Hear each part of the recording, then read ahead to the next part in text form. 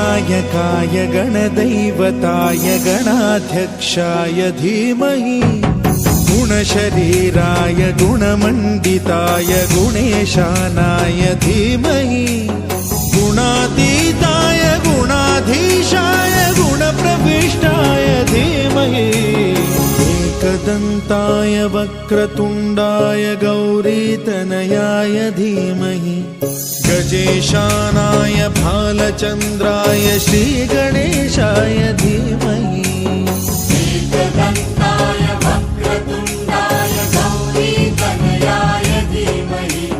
गजेशानाय भालचन्द्राय श्रीगणेशाय धीमहि गौरीप्रणयाय गौरीप्रवणाय गौरभावाय धीमहि गोसहस्राय गोवर्धनाय गोपगोपाय धीमहि गुणातीताय गुणाधीशाय गुणप्रविष्टाय धीमहि एकदन्ताय वक्रतुण्डाय गौरीतनयाय धीमहि गजेशानाय भालचन्द्राय श्रीगणेशाय धीमहि